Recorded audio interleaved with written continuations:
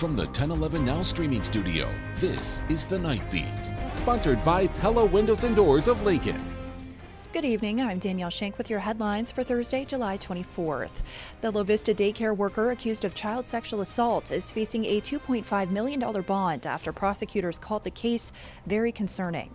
61-year-old John Key owns Bright Stars Childcare and also works at Mom's Daycare. Both were shut down by Nebraska health officials over child safety concerns. Prosecutors are now investigating possible additional victims. Key also faces a pending assault with a weapon charge in Pottawatomie County. The judge says he can request a bond review but will remain in custody for now. In other crime news, 3 teens were arrested after police say they stole a woman's 3-week-old puppy at gunpoint near 26th and R Streets. The victim told officers 2 people approached her, one with a gun, and took the puppy before fleeing in a car. Police later caught them and arrested 18-year-old Caden Wenzel on robbery and firearm charges, along with a 16 and 17-year-old on multiple charges. The puppy was recovered unharmed.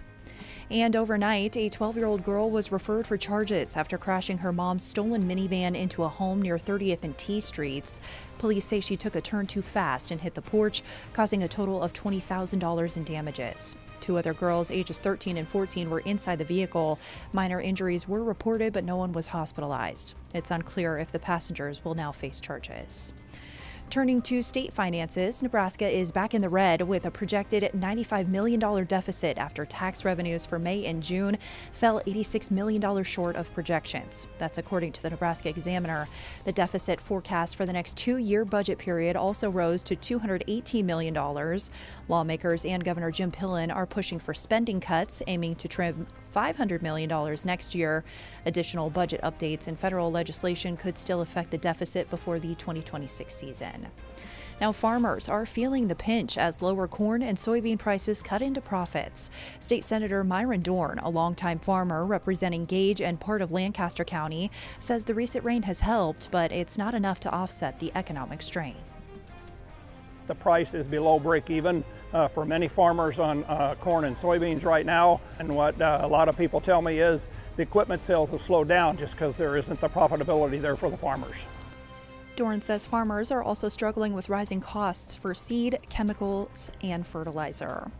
Now, the bright spot for Nebraska agriculture is the booming livestock market. Despite a nearly 4% drop in agriculture's share of state GDP last quarter, experts say the sector remains fundamentally strong. Jordan Ducks with the Nebraska Farm Bureau points to record cattle prices as a major boost and says Indonesia's $4.5 billion pledge to buy soybeans, wheat, and cotton could drive prices even higher. Nebraska remains the beef state, an unbelievably important aspect of our state's economy, of the ag economy. It is a very important segment, and we've seen record prices for cattle in this state. It's a positive thing across the board. Ducks also emphasized the need to reduce trade barriers and expand both international and domestic demand, especially for meat protein, to strengthen the market long term. In business news, Omaha-based Union Pacific is in advanced talks to merge with rival Norfolk Southern, potentially creating a $200 billion rail company, a first in modern U.S. history. The merger would combine the largest and smallest of the 6 major freight railroads. Union Pacific employs more than 5,500 Nebraskans and has operated in Omaha for over 160 years. The deal requires regulatory approval. Meanwhile, Berkshire Hathaway's BNSF is reportedly exploring a possible deal with CSX. And finally, some sports. Nebraska volleyball is entering a new era under head coach Danny Busboom Kelly, and expectations are sky high.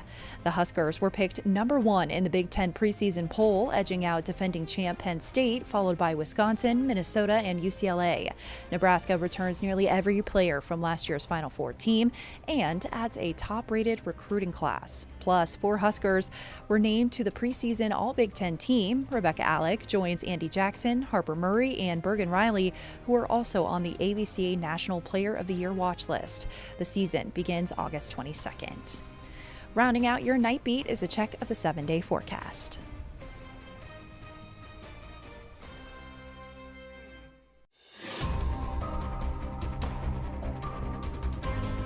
You've been listening to The Night Beat. Sponsored by Pella Windows and Doors of Lincoln.